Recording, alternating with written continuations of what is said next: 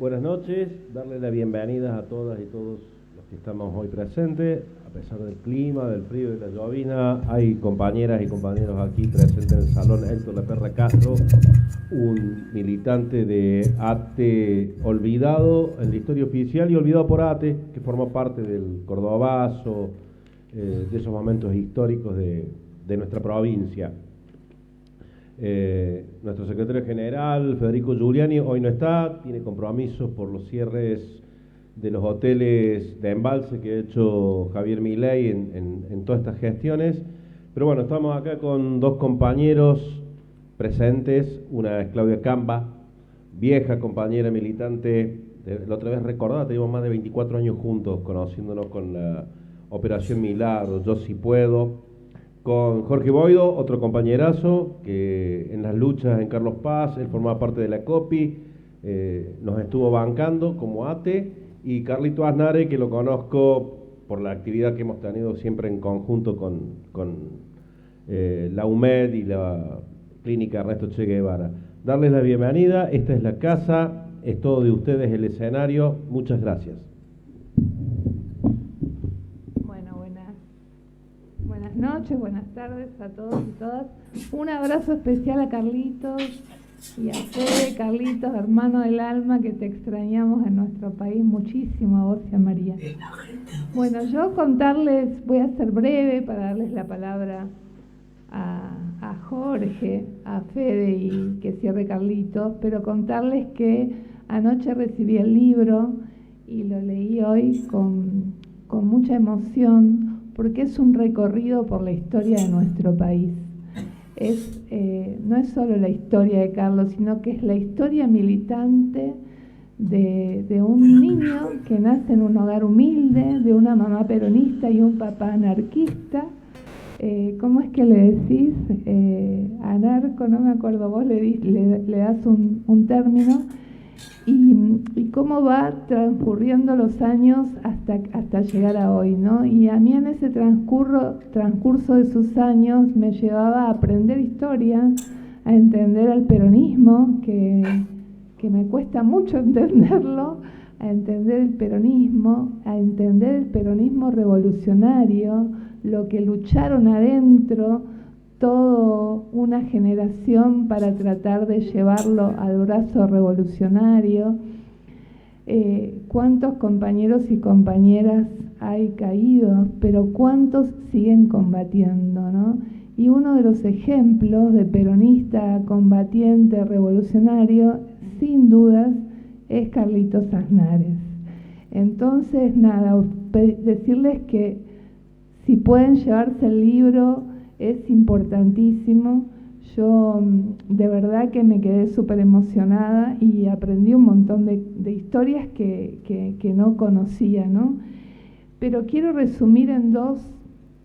Carlos habla de referencias, hay muchas y muy importantes, pero yo voy a tomar dos personas que fueron sus referentes o que son, uno su referente y otra persona que no voy a decir ahora, sino cuando la lea. Uno de sus referentes, que creo que marca lo que soy Carlos, es Rodolfo Walsh. Y dice, maestro imprescindible y un ejemplo de lo que significa combinar siempre la teoría y la práctica revolucionaria. La figura más relevante en lo que hace a la influencia sobre el hacer de un tipo de periodismo que se ligue con los pueblos, que abandone toda opción individualista y abrace lo colectivo. Eso es Carlos, nunca dejó de serlo. Alumno de Walsh, hermano de Walsh y sigue siéndolo. Y quiero cerrar con su compañera, mi compañera María Torrelas, de 24 por 24, con la que hemos construido una pareja proyecto, como a ella le gusta decir, inteligente, llena de alegría y poseedora de un sentido común que me ha servido mucho para avanzar desde hace 35 años en que nos unimos en Chiapas, en la Chiapas zapatista. La persona con la que coincidimos en todo lo fundamental y con la que iría al fin del mundo sin dudarlo, por pura confianza en la toma de decisiones. un ejemplo de que el amor puede revolucionarlo todo, pero no hay que guardárselo para uno mismo, sino expandirlo y vivirlo con quienes más queremos.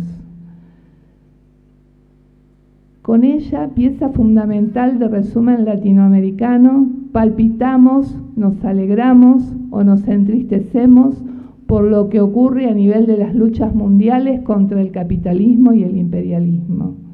Feminista a cada instante hasta conseguir la igualdad. Nos abrazamos con cada avance y lloramos con rabia la pérdida de quienes son fundamentales para lograr ese mundo posible por el que peleamos y pelearemos hasta la victoria siempre.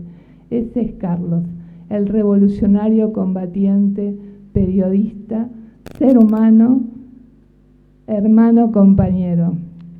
Y quiero decir especialmente que en todo el transcurso de su militancia periodística hay un frente que nunca dejó y que hoy más que nunca es importante, que es el frente de la palabra de los pueblos que luchan y resisten y que en ningún medio están o en muy pocos.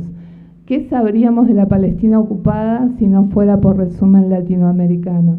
¿Qué sabríamos de la verdad sobre la guerra del imperialismo, por ejemplo, contra Irán, si no fuera por Resumen Latinoamericano? ¿Qué otro medio llega tan profundo a pelear contra el bloqueo a Cuba si no fuera por Resumen Latinoamericano? En cada marcha, en cada acto, Resumen está en la calle, con los jubilados, con los piqueteros, con Cuba, con Venezuela, y además produce documentales que generan impacto a quienes lo ven, como Mujeres en Revolución, como dos documentales importantísimos también, La Gota de Agua o Culpables, que muestran lo que genera día a día el bloqueo a Cuba, a la Cuba que hoy más que nunca nos necesitan y que al pie del cañón están Carlos Aznares y María Torrelas, y Resumen Latinoamericano. Cierro con esto. Hasta la victoria siempre, Carlos, te queremos acá también. Abrazo.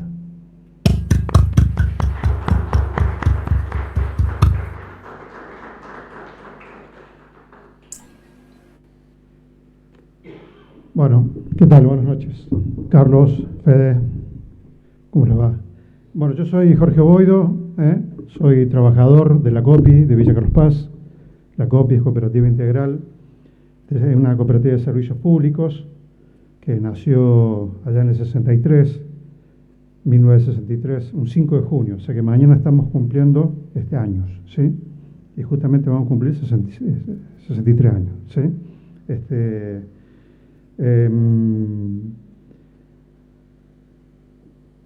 Yo quiero empezar primero con, el libro tiene 200, me estaba fijando recién, 242 páginas, ¿no? 242 a 243. Voy a arrancar con 242.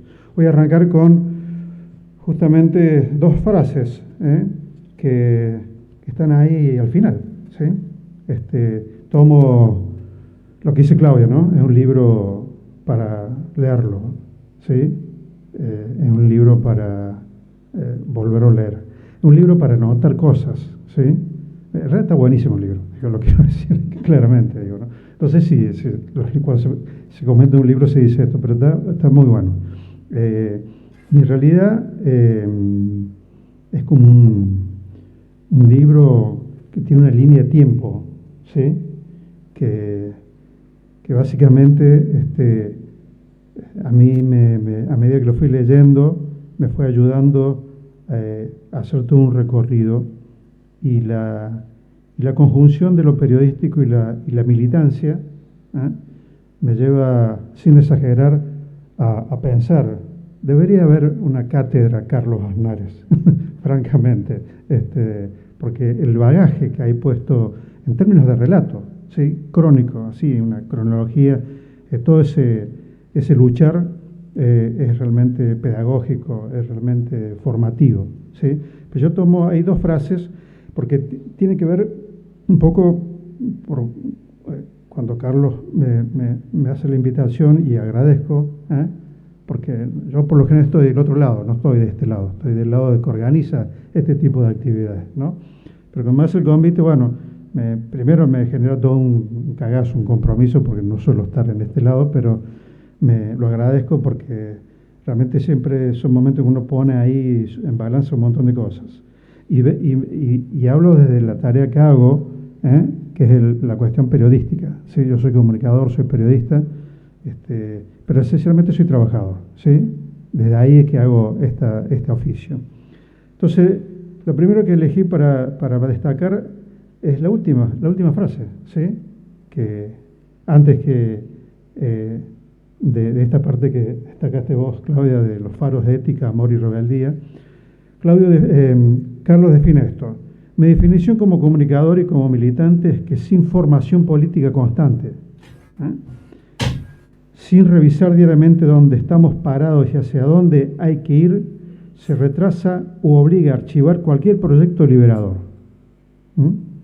Para entender la tamaña responsabilidad que implica eso, ¿no?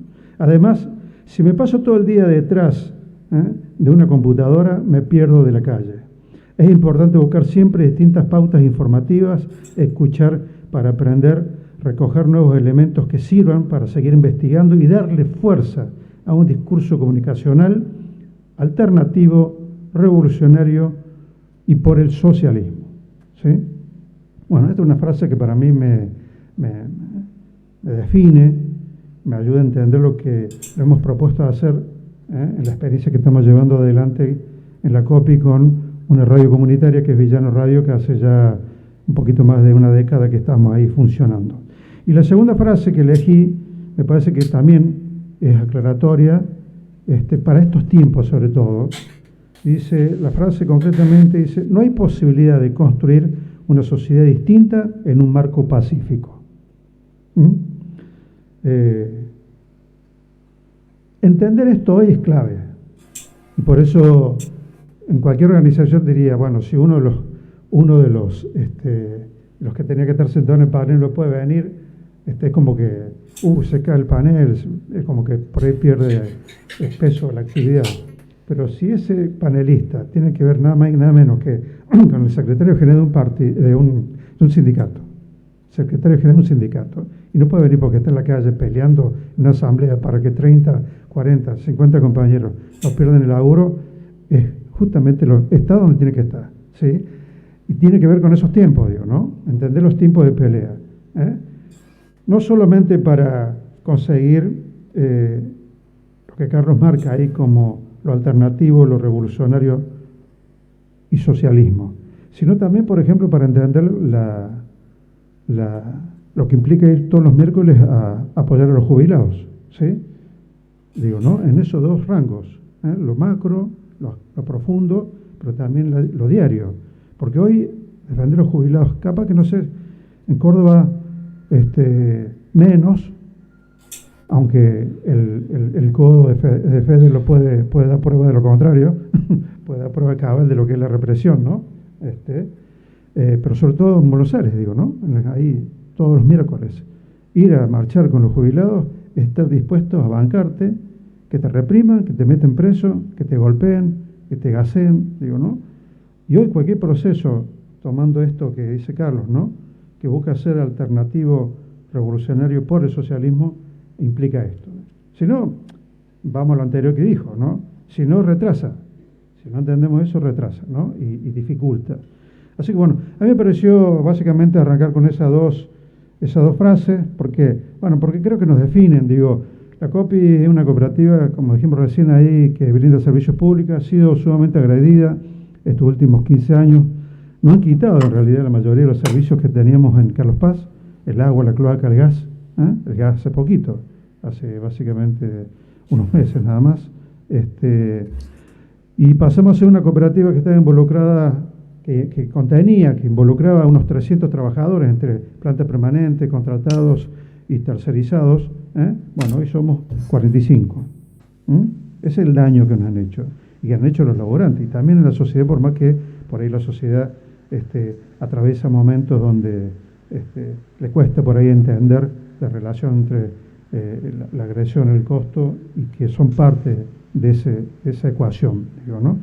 Pero bueno, la COPI, una institución que ha entendido a través de la prestación de los servicios públicos gestionarlos con sus trabajadores a la cabeza de esa gestión como servicios que tienen que ver con lo público, ¿no? Una cooperativa que se mete con lo público sin ser Estado, ¿no? Y lo público, ¿cómo lo entendemos? Lo hemos entendido como eso que tiene que ver con el bienestar de la mayoría, con lo que beneficia a la mayoría, ¿sí? Por eso no han castigado, ¿no? ¿Por qué? Porque hemos hecho, en términos de lo público y de la calidad de vida, hemos logrado hacer más que los gobiernos de turno, por lo menos en el ámbito en el que hemos operado, que es principalmente la ciudad de Carlos Paz. Pero bueno, ¿cuál ha sido la diferencia, creemos, o por lo menos la marca, o el logro, o el intento, el desafío que desarrollamos como trabajadores de la COPI gestionando una institución y manejando plata de los vecinos? Es entender que somos trabajadores antes que empleados, y entender que ese vecino es un trabajador que nos paga el sueldo, ¿sí? Cada vez que pagaba la boleta, de ahí nos cobramos el sueldo. Entonces, en realidad, en la cooperativa no teníamos un patrón, no era el gerente ni el presidente, que encima el consejo de administración de la COPI es ad honorem, no cobran salario, ¿sí? Sino ese vecino o vecina que venía y pagaba todos los meses la factura de agua, de cloaca, de gas, ¿no? Con el cual nosotros después hacíamos todo lo que teníamos que hacer. Bueno, ¿qué significa esto de lo público? Bueno, es lo que nos permitió entender los servicios públicos como derechos, ¿no? El agua para todos, un concepto con el cual la COPI se manejó durante todos los años que tuvo el servicio. ¿Qué significa agua para todos? Que aún aquellos que no tienen para pagar tenían el servicio igual.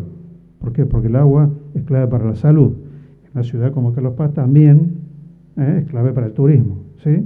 Pero principalmente para la salud, ¿sí? Cuando hay agua potable no hay chicos enfermos. Y calculo que ustedes acá en Córdoba lo pueden corroborar si Aguas Cordobesa ha logrado hacer eso en las periferias, ¿no? Calculo que no, pero bueno, habrá que verlo. Bueno, eso es lo que nos ha definido entender los servicios como derechos, ¿no?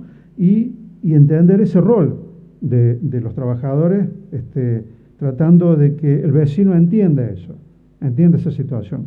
Ahí es donde entra la cuestión de la comunicación, también como derecho. Por eso, después por segunda vez en la historia de la COPI, de tratar de echar a andar un sistema de cable, como Cablevisión, ¿sí? Como cualquier cable que hay en cualquier ciudad, en la gran ciudad. Bueno, los municipios de Carlos Paz, en principio, en el 93 y después en el 2012, no nos dejaron brindar el servicio, ¿sí? Prohibiéndonos hacer uso del espacio aéreo. Se podría definir como una especie de censura previa. Bueno, eso nos llevó a que nosotros dijimos, bueno, no nos dejan poner cable, que apelamos, pusimos una radio. Ahora, ¿qué radio en la ciudad como Carlos Paz? Una radio que sea una radio más en la línea de lo que son la propuesta de los medios hegemónicos, o intentar hacer algo diferente. Bueno, ahí entendimos que para tratar de construir más que una radio, entendíamos que la comunicación o el perfil comunitario de una radio era necesario, ¿sí? Por eso pusimos una radio comunitaria que a grandes rasgos lo que intenta es hacer lo que dice Carlos en ese mensaje final, ¿no?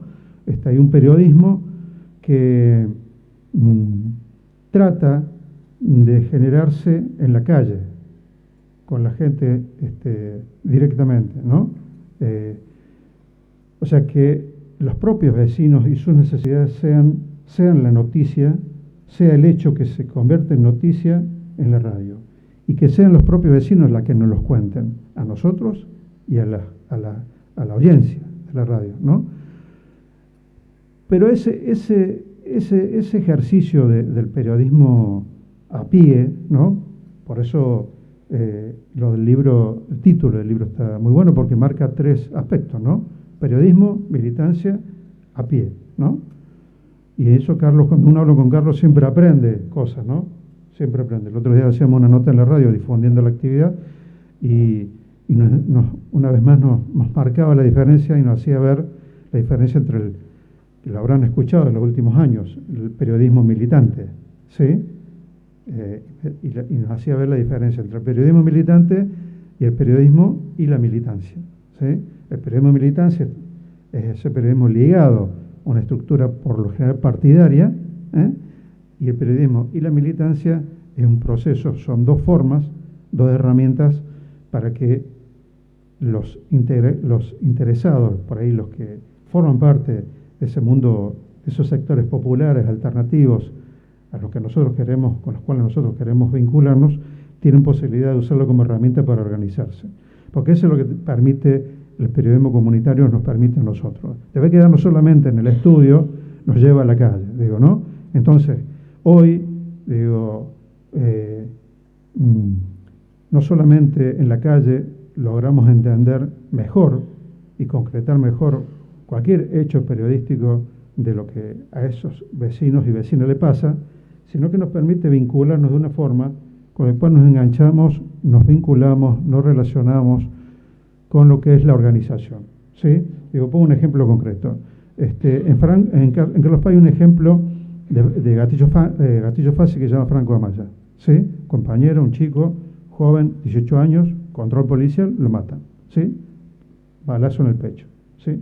Obviamente cubrimos esa noticia como creíamos lo que lo teníamos que hacer, pero fuimos vinculándonos con su madre, Laura Cortés, y logramos con otros integrantes de diferentes sectores de la sociedad armar un grupo que es Interrogación por Franco Amaya, ¿sí? Entonces cada 13 de febrero nosotros hacemos una actividad que tiene que ver con seguir reclamando justicia por Franco. Si bien el policía que lo asesinó está cumpliendo pena, en realidad la pena no fue perpetua, fue solamente por 13 años y seguramente dentro de poco tiempo lo van a liberar, ¿no?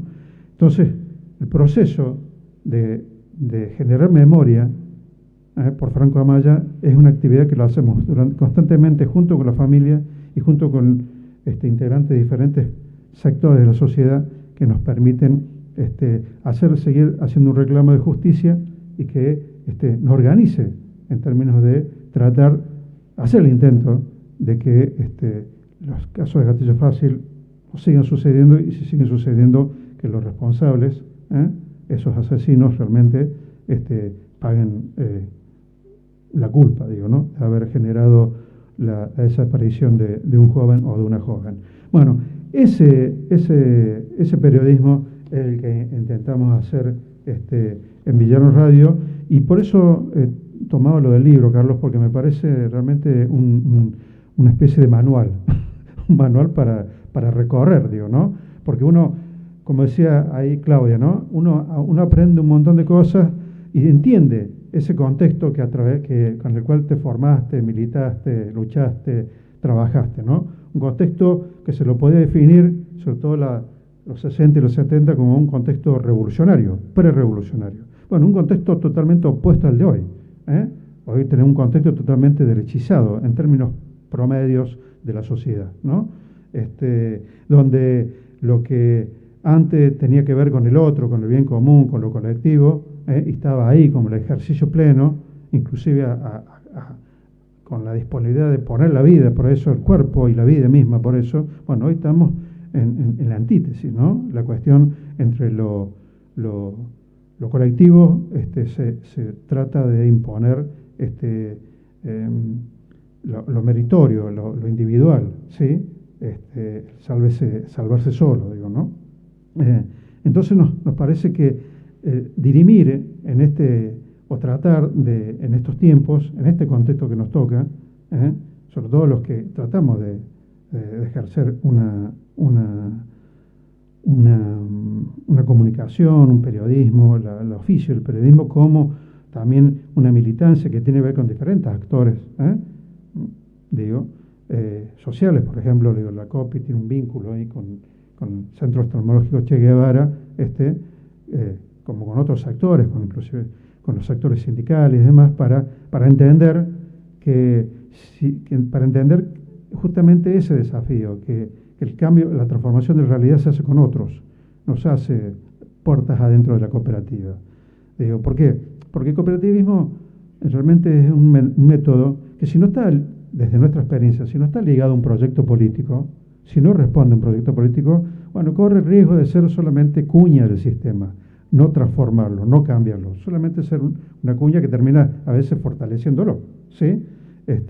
Y esos son los desafíos que tenemos, no solamente como cooperativa, sino como una radio comunitaria de una cooperativa. Por eso a mí el libro me pareció fabuloso. Lo digo ¿por qué? Digo claramente, yo nací en el 67, ¿sí? Mi niñez fue en dictadura. Mi adolescencia fue entre dictadura y el alfonsinismo. Mi juventud fue con el menemismo.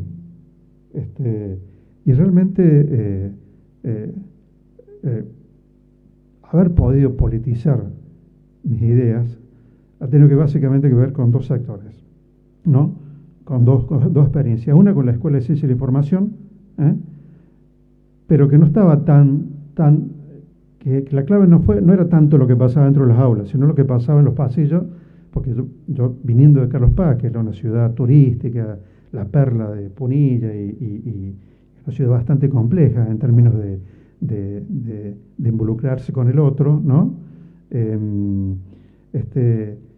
La escuela me empezó a dar las causas a todas las rebeldías que tenía de adolescente y que no las encontraba en la ciudad, y las encontré en la Escuela de Ciencia y Formación, pero sobre todo en una agrupación que se llamó Santiago Pampillón, ¿sí?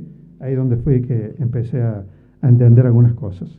Y después la COPI misma, en mi propia ciudad, la COPI fue ese ámbito donde pudimos ir, además de trabajar, tener un salario y tener condiciones laborales adecuadas, porque había una dirección que lo garantizaba, poder entender que eso tenía que ser defendido y había que hacer un laburo para puertas afuera, sobre todo a nivel cultural, a nivel comunicacional, a nivel político, ¿sí? A nivel político-social, digo, ¿no? Y el libro me permite hoy a mí ver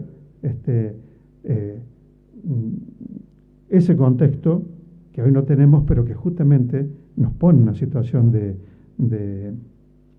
la exigencia, de la formación, de la disciplina y del trabajo en términos a tratar de entender y de involucrarnos con esa realidad para poder transformarla, digo, ¿no? Nosotros en el caso, hablo de la cuestión periodística porque, bueno, es lo que me parece que era necesario distinguir. Y como si hablo de la COPI y hablo de cultura, no podría no hablar de los encuentros latinoamericanos de la cooperación que hicimos entre los 90 y los principios y la década del 2000, la primera década del 2000, porque cuando yo entré a laborar en la cooperativa conocí a una persona fabulosa, ¿sí? Que es una de las personas que Carlos destaca ahí en la última parte cuando habla de faros de ética, amor y rebeldía, y me refiero a Vicente Citolema, ¿sí? Gracias a Vicente nosotros conocimos a Carlos Anave, y quería cerrar esto, por lo menos esta parte, leyendo algo de un libro que imprimimos con Vicente, que tiene que ver con la palabra en acción de Ernesto Che Guevara, ¿sí? Ahí Vicente dice: la historia sanciona sin pudor ni piedad a los que pierden y el proyecto de nuestra generación fue destruido. Acepto las críticas de los otros y mis propias pesadillas, pero tampoco renuncio al orgullo de decir que en la época en que fue posible soñar a lo grande, fuimos tremendos soñadores. Y quienes no soñaron entonces y ahora hablan y miran desde la soberbia del culo sentado, que nunca se equivoca porque no mueve el culo, y esto lo relaciono con lo que decía Carlos, esto de los que se quedan detrás de la compu, nada más, es porque vinieron a esta tierra para arrastrarse y no soñar. O quizás simplemente porque más allá del discurso, sus intereses y real ideología se confunden con lo que han sido y serán nuestros enemigos de clase, ¿sí? El tema de la clase es clave, digo, ¿no? Porque es lo que a uno es el desafío de entenderse como parte de esa clase, ¿no? Ser parte de una clase, estamos hablando de la clase trabajadora, digo, ¿no? Esos que han hecho del país una tierra baldía y de la vida una dura tristeza que se renueva. Sí, pero en lo que se escribió, en lo que se hizo y hasta la forma en que fue enfrentada la muerte y siento por tantos de nuestra generación emoción y orgullo. Así de simple. De esto se trata hoy ante Guevara, saltar sobre las grietas que se abren a nuestros pies y animarnos a saber que en este mismo instante un muchacho, una muchacha, en algún lugar de este lastimado continente está soñando otra vez lo que fue soñado. A soñar lo que otra vez fue soñado. Me parecía válido rescatar este texto de Vicente porque también quería hacerle un homenaje. Hace poco, no hace mucho que lo perdimos, y lo seguimos teniendo ahí en su palabra escrita. Y destaco esto, ¿no? El valor de la palabra, sobre todo de Carlos, la palabra escrita, digo, ¿no? En un tiempo donde la palabra, la seriedad de la palabra, el valor de la palabra, tiene que confrontar a diario con el ejercicio de la mentira, ¿no? Del relato mentiroso. Lo vemos a diario, ¿no? Cuando nos hacen creer que, bueno, que estamos bien, cuando en realidad estamos mal. Así que bueno, me parecía válido y agradezco, Carlos, el convite, y obviamente el libro es una herramienta a difundir porque, bueno, justamente es eso, es un manual para saber por dónde ir y dar los pasos seguros. Gracias, Carlos.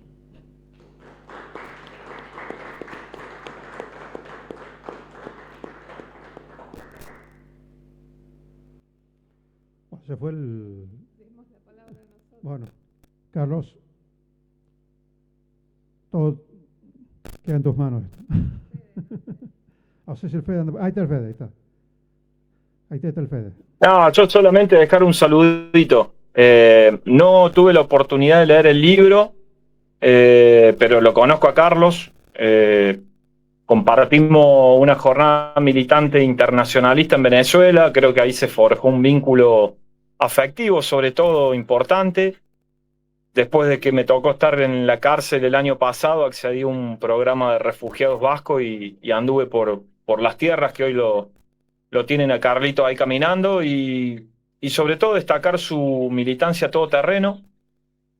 No me olvido un día, la tardecita noche, como acá, era un otoño-invierno duro, complicado, mucha llovina, está cerca del mar. Y nos tocó ir a dar una charla a Rico Taberna, que son los bares de la izquierda nacionalista, en Rentería, un pueblito cerca de Donosti, de San Sebastián. Y terminamos la charla y claro, era todo a pulmón. Y nos fuimos a dormir a la casa de un compañero, de Coco. Y Carlito, como un militante más, como si tuviera 20 años, loco, era un pibe, tiró un colchón al piso, no me dejó que yo durmiera en el piso porque él tenía que ir al baño. Pero bueno, digo, lo que queda es eso, ¿no? La militancia como forma de vida, como proyecto de vida, no es la militancia como un momento o como un estado de ánimo, sino como proyecto de vida. Y eso me marcó mucho a Carlos, porque lo vi en acción. Digo, yo conozco algo de su militancia por mi viejo, por lo que uno lee, sé que se ha formado periodísticamente con Walsh, que mantiene para mí uno de los medios más importantes de habla hispana del Río Bravo hacia el sur, que resumen, que le da voz a aquellas luchas que no se ven en ningún lugar de Occidente, pero aparte de eso la militancia, el entusiasmo. En Bilbao salimos a pegar afiches juntos para una charla. Bueno, la verdad que lo sentí muy cercano, lo sentí muy humano y creo que en definitiva es lo que queda. Así que centralmente agradecerte por eso, Carlos, por tu humanidad en la militancia. Yo de lo periodístico no puedo hablar, pero por lo que escuché de Claudia, es un relato, un raconto histórico de nuestra historia en la Argentina. Espero pronto poder verlo, seguramente ahí alguno de los muchachos me lo va a comprar para poder leerlo, pero sobre todo lo que planteo del Carlos es la humanidad y la militancia como forma de vida. Y es el ejemplo que nosotros tenemos que seguir para poder tener una patria libre, justa, soberana para todas y todos. Así que, Carlitos, decirte que Ate es tu casa también, ahí en Córdoba. Las dificultades en la Argentina es distinto a los vascos. Yo allá en el País Vasco aprendí que las charlas Argentina es al revés. Ya a esta hora, ahí por lo que sea, hay algunas compañeras de los merenderos, de los comedores, y bueno, ya en breve ellas tienen que volver, entonces los horarios son distintos, pero la generosidad de Carlos cuando llegué allá al País Vasco, en donde yo todavía no encontraba el norte para dónde tomar en esto de la denuncia internacional de lo que ocurre en Córdoba y en la Argentina, él primerió con 2 charlas de debate en una librería, si no me equivoco, Sirica, creo que se llamaba. Un día de lluvia, un frío, llegamos, éramos 5, entró hasta un perro que andaba con una compañera y le pusimos garra y la charla salió bárbara. Y después nos tocó ese viajecito ahí a Rentería, que la verdad que lo vi en acción al tipo militante, tiró el colchón, se acostó. Al otro día desayunamos junto con el compañero ahí que nos dio cobijo, pero bueno. La verdad que creo que eso es lo que queda, ¿no? Incluso creo que cuando yo estaba en el País Vasco, el Carlos se fue a Honduras a cubrir la elección ahí como veedor y después no sé si había estado en Rusia o dónde, o sea, imparable, todo terreno, un imprescindible para la militancia del campo popular y lo que siempre hablábamos en las charlas era que ninguno de los dos cree en lo electoral, que acá si no había insurrección popular como lo que pasa en Bolivia, y si no es Milei será otro, pero el establishment tiene sus títeres, ya tiene seguramente organizado cómo será el proceso de transición, en donde siempre perdemos los mismos, en donde los ricos cada vez son más ricos y los pobres cada vez más pobres. Pero bueno, acá le estamos dando pelea y creo que Carlos es un ejemplo de ello. Y haberlo visto ahí en acción al loco, la verdad que a mí me llena de orgullo. Probablemente si se dan algunas cosas, antes de fin de año puedo llegar a andar por allá, una vueltita por ahí más corta, pero seguramente con la alegría de compartir con vos, Carlos. Te mando un abrazo grande y acá me quedo. Yo ya estoy en el auto para subirme la ruta, escuchando atentamente la presentación. Te mando un abrazo fraterno y claramente a María también. Y ahí a los compañeros, las compañeras del auditorio, Claudia, querida Claudia, a Jorge y bueno, y las compañeras que sé que están del otro lado. Un abrazo enorme. Bueno, tengo que empezar primero agradeciéndoles a los compañeros y compañeras de ATE que realmente me brindan esta posibilidad de presentar este libro allí. Y obviamente el martes que viene lo vamos a presentar en ATE en Buenos Aires, por lo cual mi ligación con ATE es histórica. La cuento en el libro porque realmente todo el tiempo que he militado muy cerca de los sindicatos combativos y ATE es uno de ellos. Y siempre me abrieron las puertas con mucha, para darme la posibilidad de hacer muchas cosas allí. Por otro lado, agradecerle a Claudia, a Jorge. A Claudia, bueno, nos conocemos hace un montón de años y siempre Cuba nos ha unido por sobre todas las cosas. Y ahora mucho más la necesidad de hablar de Cuba, de militar por Cuba y de entender que Cuba nos necesita, la Cuba que siempre nos dio de todo.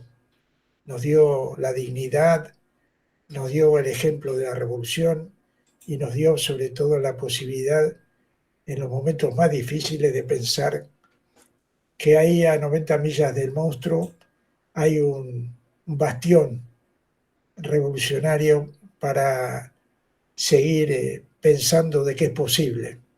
En los peores momentos, siempre Cuba nos iluminó. Y para Jorge, bueno, un abrazo grande porque con Jorge sí nos conocimos por Vicente, pero a partir de ahí se forjó una amistad muy, muy interesante, muy de ida y vuelta. Hemos hecho bastantes cosas también juntos. Hacemos y participamos en la Radio Villano, que nos da la posibilidad de meternos en Córdoba en distintas zonas. Y además compartimos muchas cosas a nivel ideológico, que es lo que vale también, además de la amistad, obviamente. Así que un saludo para Jorge y para la COPI, para todos los compañeros de la COPI que los conozco a varios de ellos. Explicarles que esto es presentación atípica, porque en realidad presentar un libro que tiene una parte importante de mi historia me obligaría a estar ahí, pero por razones de fuerza mayor que tienen que ver con precisamente el momento que vivimos y las persecuciones políticas que se encadenan en la Argentina, tengo que estar provisoriamente afuera. Algo parecido a lo que le pasó a Fede en estos tiempos, bueno, así que estamos todos en un buque, en un barquito inestable, pero seguimos. Lo importante es que seguimos militando. Unos más jóvenes, ustedes más jóvenes, yo más jovato, pero con la juventud de las ideas, que es lo que vale. Que es lo que vale cuando uno ha empezado a militar a los 13 años y han pasado todos estos años, todas estas décadas, donde hemos visto de todo y donde hemos festejado muchas cosas también. Yo siempre digo que hay que tratar de encontrar victorias en la historia de uno, pequeñitas o grandes, pero victorias al fin, para amenizar con los dolores que cargamos del paso por la militancia, dolores que tienen que ver con lo colectivo, con lo que hemos visto, con todas las embestidas que hemos sufrido en la militancia en distintas organizaciones por las que hemos pasado. Hoy yo me alegro que estar en ATE porque, entre otras cosas, cuando volví del exilio, a donde me fui un par de años, 5 o 6 años, 5 años, obligado obviamente, cuando volví me metí en la campaña de ATE para echarlo a Horvat y meterlo allí por la puerta grande de la avenida Belgrano, en Buenos Aires, a Víctor de Llenaro, con el que obviamente nos conocíamos, pero también nos conocíamos con Germán, con ese maravilloso militante, hombre, ser humano que era y es Germán Abdala, al que recuerdo siempre con muchísimo cariño, a él, a Marcela, lamentablemente ya no están, pero bueno.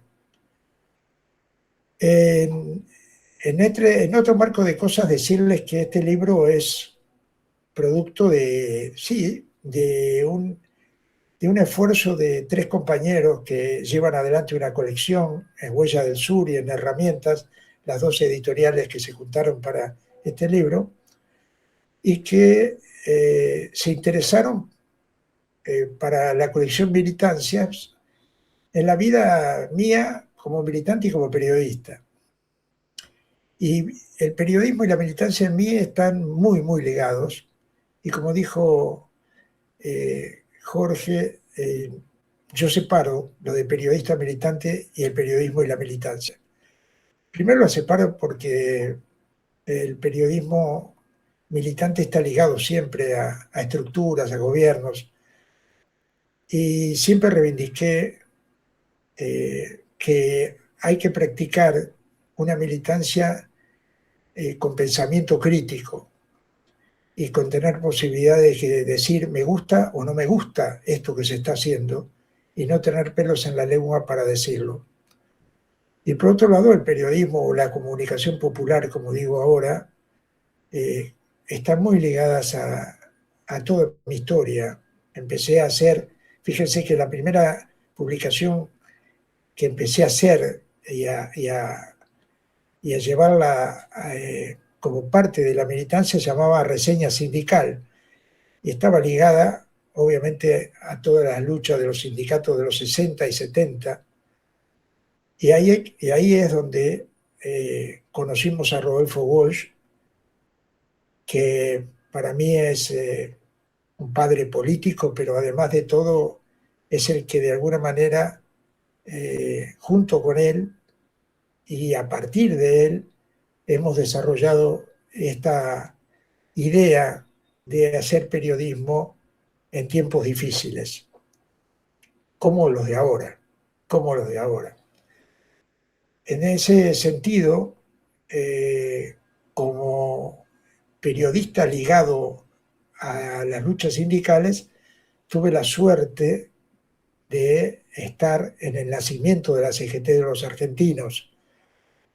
Una CGT tan distinta a esta que tenemos ahora y que hemos tenido durante unos años, que no se le pasaría por la cabeza a ninguno de los que integraron la CGT de los argentinos no hacer una huelga general o 100 huelgas generales contra un gobierno como este o contra un gobierno como el de Macri. Y ahí conocimos a muchos compañeros como Raimundo Ongaro, como Lorenzo Pepe, como Julio Guillán, como Ricardo De Luca, que a las nuevas generaciones no le dirán mucho, pero que son la experiencia fundamental para entender que cuando alguna vez se habló de que el sindicalismo y la lucha gremial eran valoradísimas dentro del peronismo revolucionario, pero también dentro de la sociedad, es por esos hombres y esas mujeres que hoy tienen, obviamente, discípulos. Federico Giuliani es uno de ellos. Federico Giuliani y su padre, Pipón Giuliani, son parte de esa generación, en el caso de Pipón, y en el caso de ser discípulos de esa historia, en el caso de Fede. Porque precisamente son ese tipo de hombres y mujeres que están no solamente ligados a las reivindicaciones de los trabajadores, sino que viven en el marco de la lucha de los trabajadores, porque son trabajadores y trabajadoras. Y eso es muy rico y ha dado mucho a este país. Por eso que da bronca tener a estos mequetrefes que están metiditos en el local de Azopardo y no se dan cuenta que se está desmoronando un país, se está perdiendo la soberanía de un país y que ellos tienen una herramienta todavía de convocatoria como para poder ponerse a enfrentar a este gobierno. No lo hacen porque están acostumbrados a la tranza y eso tira abajo toda una idea de sindicalismo. Pero nos queda el otro y por eso yo en el libro valoro mucho todo mi paso por esa experiencia. Y obviamente valoro también todo lo que significó para nosotros y nosotras y para este país toda esa generación riquísima de los años 60 y 70 que obviamente hoy se recuerda a partir de decir 30.000 detenidos desaparecidos, presente, pero vivirla en ese momento, vivir fraternalmente con los compañeros que pensábamos en hacer la revolución, un concepto que ahora nos lo han intentado de extirpar de las conversaciones cotidianas o lo han intentado bastardear, pero vivir pensando en la revolución nos llevó a también pensar de que estábamos dispuestos a dar la vida por la revolución. Y yo me pregunto hoy, que tengo 79 años y ya voy para los 80, pero me pregunto, ¿no es este el momento de volver a pensar en que hay que darlo vuelta a todo y que eso solamente se alcanza con una revolución? ¿No es este el momento de pensar de que frente a estos asesinos seriales que tenemos en el mundo y ante los alcahuetes que se subordinan a esos asesinos seriales, como es el caso del señor Milei frente a Netanyahu y frente a Trump, no es el momento de pensar que hay que buscar la posibilidad de que se produzca en la Argentina para el bien de los argentinos, para recuperar la soberanía, para recuperar nuestras tierras que hoy están loteadas en la Patagonia expulsando a los mapuches, que son los dueños naturales de esa zona, para meter a los israelíes o a los cataríes o a los gringos. ¿No es el momento de pensar que hay que hacer una revolución? Pero claro, las revoluciones no se gestan de un día para el otro. Vaya si lo sabrán los compañeros de Bolivia. Los compañeros de Bolivia que tuvieron la posibilidad de voltear en un año y medio un golpe de Estado militar, eclesiástico, y de muchas maneras lo lograron movilizándose, cortando, bloqueando las calles. No es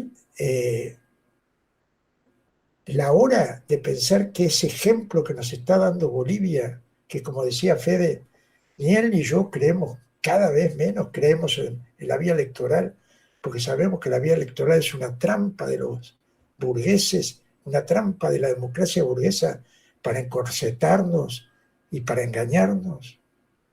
No es el momento de pensar de que hay que empezar a trabajar para llegar a un momento como los 60, 70, que estuvimos acariciando el suelo, rascándole al cielo la posibilidad de no solamente llegar al gobierno, sino tomar el poder. Yo creo que sí, que ese es este momento. Y como digo, no es un tema de hacerlo de un día para el otro. Hay que empezar en algún momento a decir, tenemos que cambiar esto. Tenemos que pasar de esta idea de que nos sigan engañando, que nos sigan despojando y que se sigan burlando de nosotros. Creo que se va a cortar la comunicación. Le aviso al compañero que está con esto porque me está avisando que nos quedan 6 minutos. Así que si se corta estoy aquí, pero me conecto de vuelta. El libro también habla de otro tipo de luchas, como son las luchas culturales, que también he tenido la suerte de participar con Norman Brisky, que es el que prologa el libro, y con él formamos allá por los años 70 el Grupo Octubre, que no es como el Grupo Octubre de ahora de Santa María, el diario Página 12, no, el Grupo Octubre de Cultura Popular es un grupo que nació en las iglesias de los curas del Tercer Mundo y se desarrolló por un montón de barrios con obras de teatro, con cine, dentro del marco de las Fuerzas Armadas Peronistas y también después dentro de Montoneros. Y con Norman desarrollamos un montón de actividades culturales. Nos conocemos hace más de 56 años y hoy seguimos juntos militando la cultura popular, más allá de que ahora yo por un tiempito estoy afuera, pero estamos impulsando un frente cultural que se llama Chea Delita, que hace teatro en los barrios también, que están haciendo ahora 2 obras. Una de ellas, un fragmento, se va a ver en Buenos Aires en la presentación del libro sobre Palestina, y la otra es sobre los jubilados, se llama Fuerza Mayor, sobre los jubilados que todos los miércoles enfrentan a la policía allí frente al Congreso.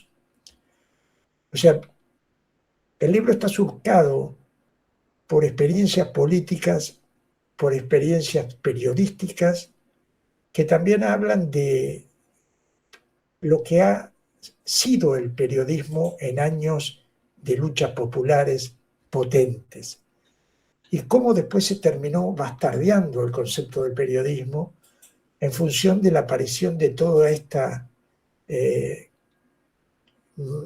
clase de profesionales, entre comillas, que se sonríen todo el tiempo, no les entra una idea ni con un forceps, pero hablan de todo sin saber casi nada. Todo este concepto de periodismo sumiso al poder, tipos que cobran doble sueldo, triple sueldo, por decir una sarta de pavadas diariamente, pero que fichan permanentemente y pagan peaje con el gobierno de turno. Nosotros venimos de otro periodismo, venimos del periodismo que incluso en la prensa comercial nos dábamos espacio para rebelarnos y no dejarnos censurar por esa prensa comercial y decir lo que pensábamos. Y cuando no había margen, aceptábamos el despido, porque sabíamos que estaba en nuestro ADN ser despedidos por no callarnos la boca. Y por eso muchos de nosotros siempre tuvimos una pata metida en el periodismo alternativo, en el periodismo de contrainformación, eso es Resumen Latinoamericano. Ya llevamos 38 años con Resumen Latinoamericano. Y es el mejor homenaje a Rodolfo Walsh. Es el mejor homenaje que le podemos hacer quienes estuvimos con él, militando en la militancia dura y también en la posibilidad de aprender de ese hombre que fue periodista, escritor, militante montonero, todo a la vez, todo a la vez. Participó en la fundación junto con otro compañero maravilloso como es Jorge Ricardo Massetti, de la Agencia Prensa Latina en Cuba, y un hombre que nos dejó ese homenaje a la lucha popular y al periodismo de investigación que fue Operación Masacre, un libro que si no lo han leído las nuevas generaciones tienen que leerlo, porque es el ejemplo de lo que es periodismo de investigación en tiempos de periodismo bastardeado por los medios hegemónicos. Así que todo esto cabe en el derrotero de un militante común, como he sido yo, que soy un tipo que a los 13 años dije, ya estaba en una movilización de la laica y la libre, peleando por la enseñanza laica, y viendo morir ahí al lado mío a tiros a un compañero por parte de los fascistas de esa época, en una movilización en el Congreso. Y a partir de ahí, todo lo que hice o intenté hacer fue destinar mucho tiempo a la militancia política, pero también mucho tiempo a armar toda una idea de periodismo de combate, y me siento con la satisfacción de haber logrado bastante. Ahí aparecí de vuelta. Estas son las cosas, los avances tecnológicos que tenemos, ¿verdad? Yo recuerdo que cuando hacíamos la militancia en los 60, 70, que no teníamos teléfonos celulares, que no teníamos todos estos aparatejos y que nos conectábamos hablando por teléfono. ¿Vieron que poco se habla por teléfono ahora?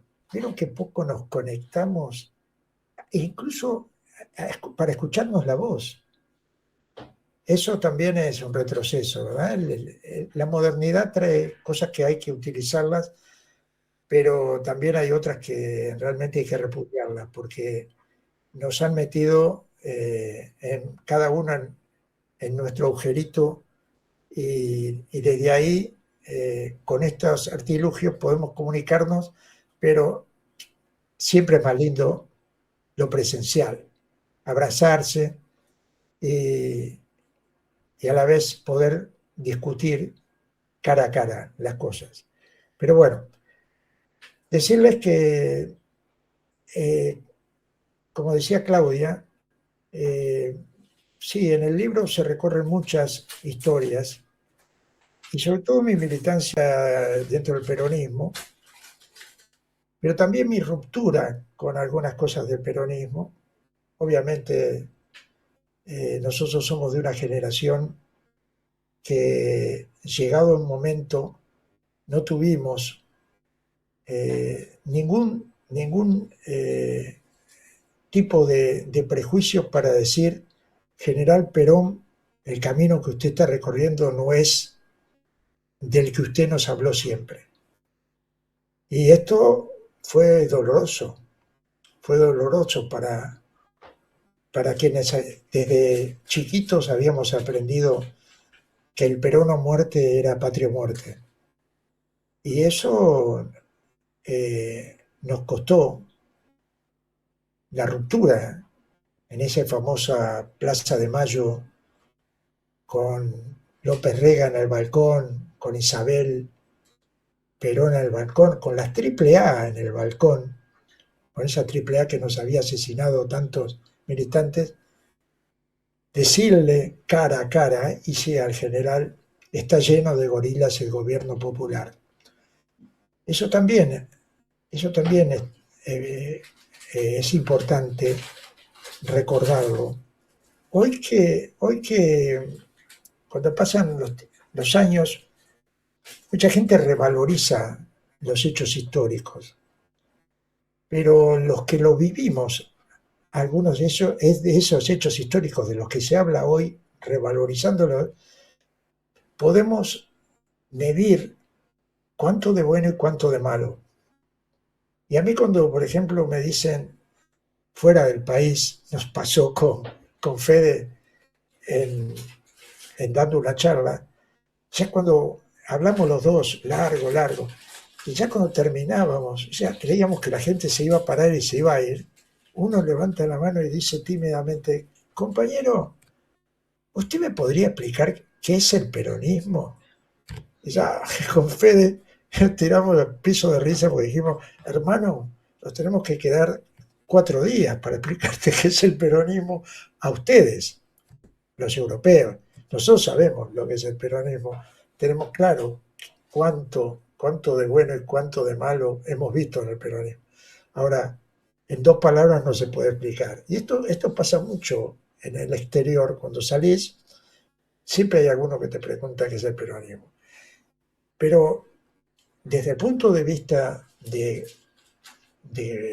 tipos como yo, que sí milité en el peronismo muchos años, vengo de una madre ultra peronista, a nosotros nos dolió mucho romper allí con Perón en ese discurso donde nos castigó para quedarse con la burocracia sindical. Después hicimos un análisis más profundo y en realidad la conclusión a la que llegamos, o por lo menos a la que llego yo, es que un líder popular que dio tanto, porque ahí hay que valorar todo lo que Perón significó para el pueblo argentino desde el 45 hasta el 52. Nosotros somos muy evitistas, muchos de nosotros, y no por casualidad milito en una organización que se llama Organizaciones Libres del Pueblo, Resistir y Luchar, porque resistimos, luchamos y a la vez sabemos quiénes han resistido y luchado siempre. Y en ese sentido, valoramos muchísimo lo que Perón hizo del 45 al 52. Y también valoramos muchísimo todo lo que fue la resistencia peronista, de ese Perón que se fue para ahorrar derramamiento de sangre y que nos dejó derramando sangre desde el 55 hasta el 73 que volvió. O sea, eso también nos recordamos y lo tenemos en nuestro bagaje de que todo está en la memoria, como diría Gieco. Pero también recordamos que el 20 de junio del 73 fuimos a Ezeiza, casi 2 millones de compañeros y compañeras, y nos encontramos con una emboscada de esa derecha que Perón también alimentó y que nos costó más de 200 muertos. Eso lo recordamos. ¿Cómo lo vamos a olvidar? Y Perón no vino. Y se bajó en Morón, en un cuartel militar, en un aeródromo militar. Y que además de todo eso, en ese aeródromo tenía a Rucci al lado. Nada más que y nada menos que a Rucci. Otro personaje que bien baila. Y 2 días después, Perón, en una transmisión en cadena radial, nos acusó a nosotros de ser los culpables de haber visto cómo nos asesinaban a 200 compañeros. Entonces hubo muchas cosas de ese Perón. y esto lo recuerdo también en el libro, porque no nos podemos seguir engañando y ocultando las cosas que no nos gustan o que anduvieron mal, y porque pasó el tiempo y porque vinieron, obviamente, después de Perón, que fue el último estadista que tuvimos, vino todo lo que vino, con la excepción de Néstor. Yo con él hago un paréntesis, pero la mayoría es todo lo que vivimos. Entonces Perón, es claro, la figura de Perón crece en el tiempo, pero tiene que crecer críticamente, perdón, porque si no nos estamos falseando nuestra propia historia. Y eso es lo que tratamos de explicar, o trato de explicar en el libro también, sobre cuántos amores y cuántos dolores nos significó el peronismo para quienes militamos a pie de callo todo el tiempo con esa ideología que algunos dicen que es un sentimiento, pero que en su momento fue una ideología importante no solamente para Argentina, sino para Latinoamérica. Lo que hoy ha quedado de ese peronismo es nada, compás, nada. Hay excepciones y todo lo que quieran, pero muy poco que tenga que ver con ese peronismo. Se puede tener el rótulo, pero con ese peronismo. Y eso es lo que compartimos con muchos compañeros, y también lo reflejo en el libro, y con Norman Briske hemos hablado muchísimo de esto, él que se hizo peronista ahí, en Córdoba, precisamente, porque su viejo se hizo peronista, su viejo era comunista, pero admiraba la lucha del peronismo. Y Norman también tomó el camino de ligarse al peronismo hasta mancharse, como diría el poeta, ¿verdad? Porque dio todo, y hoy sigue siendo un hombre que es inclaudicable en la idea de estar siempre junto al pueblo. Por eso que valoro mucho que él haya hecho el prólogo del libro, porque es parte también de una historia compartida.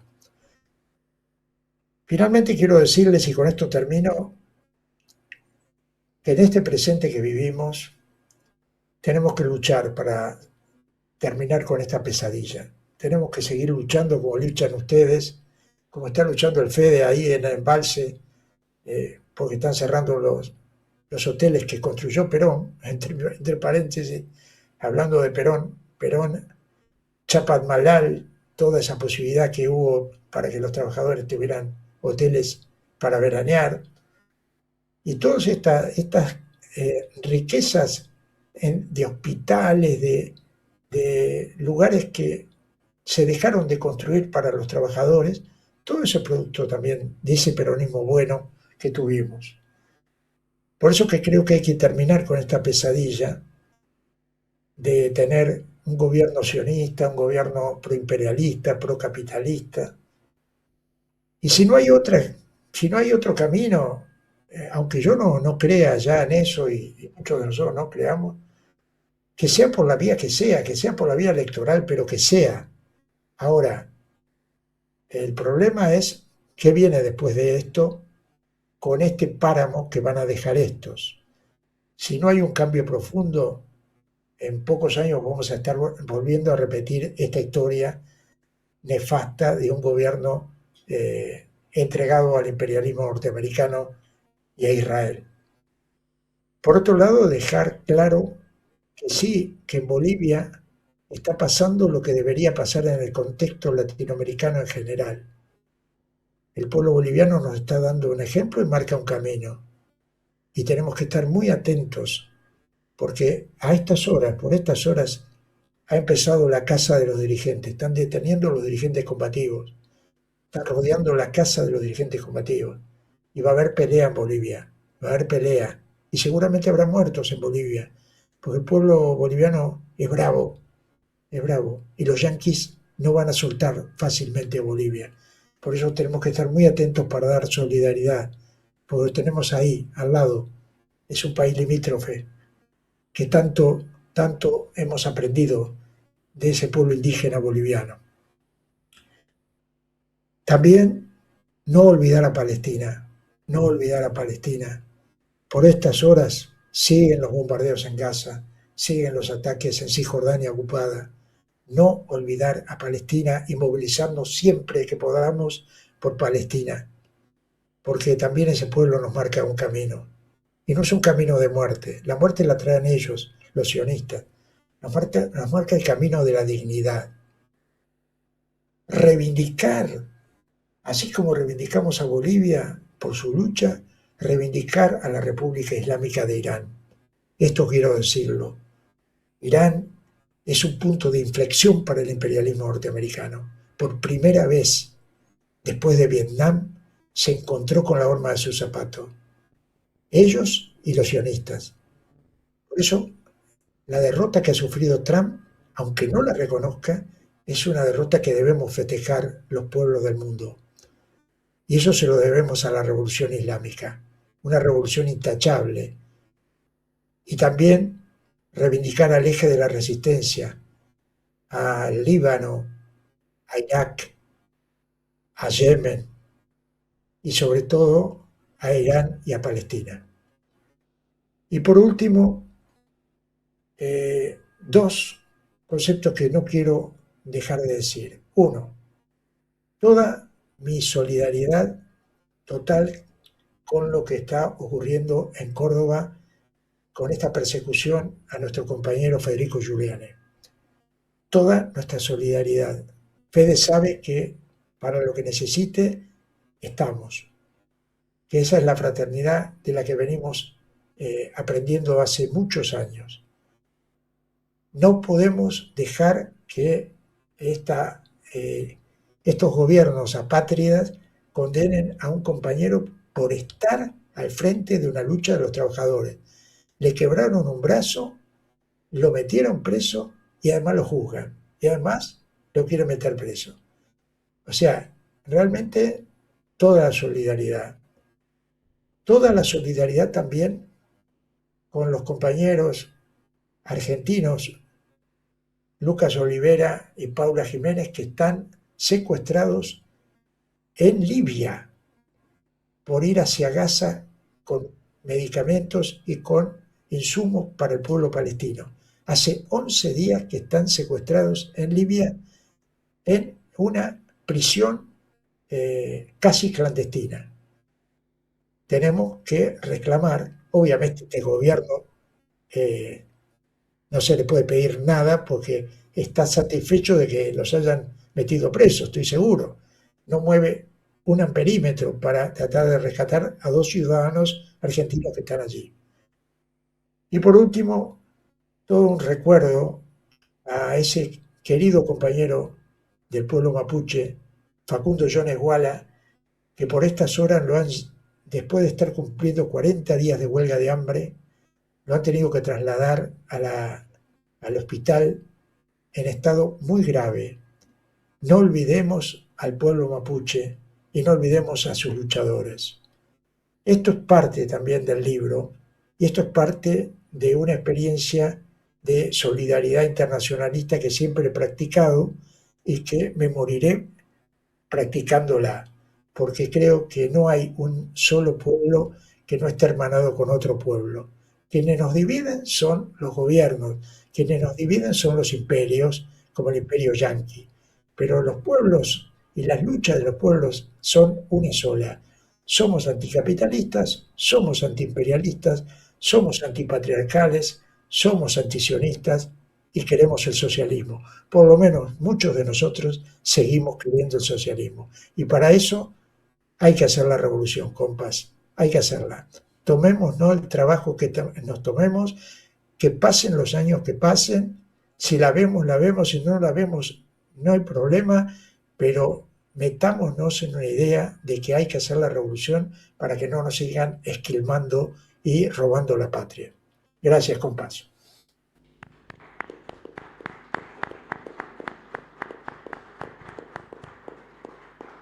¿Hacemos un cierre? Bueno, Carlos acá me ha pedido que hagamos un cierre, si les parece. ¿No? Bueno, me parece que está... ¿Alguien quiere hacer una pregunta, algo? Si alguien quiere decir algo, que lo diga, ¿eh? Sí. ¿Cuánto vale el libro? 20, creo. Creo que 20 sale, ¿sí? 20 el libro. 25, ahí está 25, bueno. Si estamos, hacemos un cierre, sí, vos. Por el micro, dale, vení.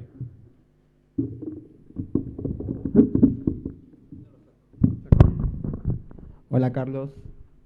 ¿Qué tal? Soy Tato. Bueno, quería aprovechar ya que estás acá de alguna manera y poder también expresar, ¿no? Hay una línea que pasó con Carlos y Rodolfo Walsh, que eso continúa también en nuestra organización, Organización Libre del Pueblo Resistir y Luchar, conmigo, con otros compañeros que ha tocado por dentro o por fuera de la organización, con Resumen Latinoamericano, una fuente de inspiración y de continuidad militante que, como decía el compañero Jorge, es una herramienta, este libro como Resumen Latinoamericano, que costó mucho entender su alcance, entender lo importante que es para nuestro continente y los pueblos de este continente, y también lo importante que es y fue y sigue siendo conocer a Carlos para nosotros. Yo creo que le debemos mucho como organización, como nuevas generaciones, el trabajo que hizo con el resto de los compañeros periodistas y compañeras que seguramente han aportado a todo lo que hizo él y sigue haciendo. Y nada, y por eso también felicitarlo y agradecerle que hoy estamos intentamos también y seguimos como equivocándonos también, resistiendo y luchando, como dice él y como eligió con Norman Brisky ponerle a esta organización. Así que bueno, eso quería decir. Gracias, Carlos.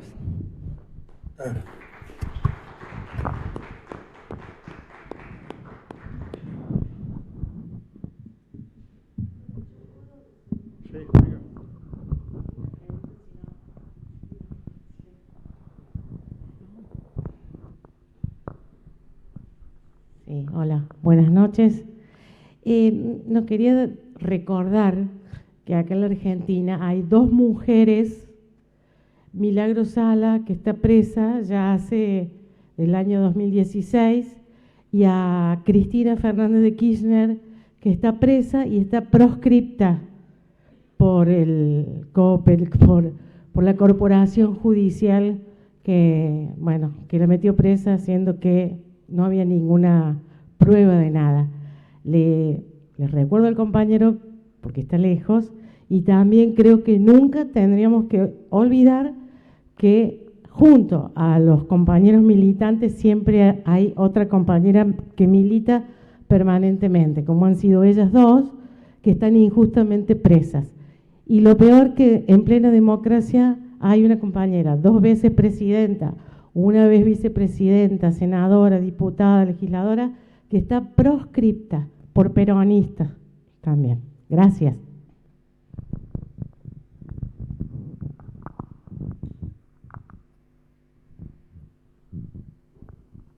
¿Alguien más? ¿Estaríamos? Bueno, Carlos, te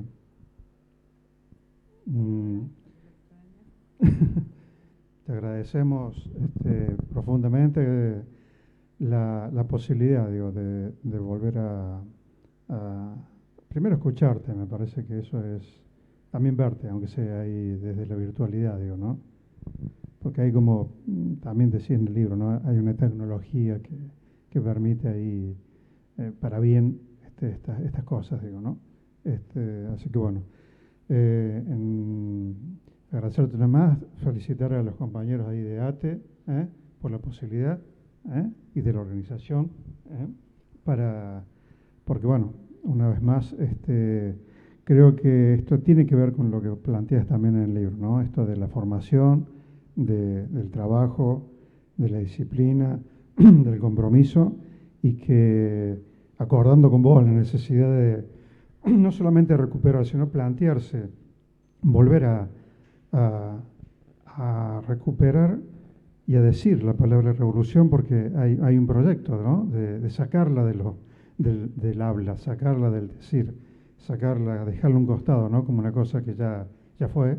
Bueno, yo creo que justamente hay que combatir esa idea y no solamente nombrarla, sino una vez más tratar de convertir en acción el proceso, digo, ¿no? Con toda la seriedad que implica y la disciplina que implica y las lecturas en cuanto a condiciones y circunstancias que implica empezar a transitar un proceso que nos saque de esta patria baldía, como decía Vicente ahí en ese texto final, ¿no? Del libro del Che.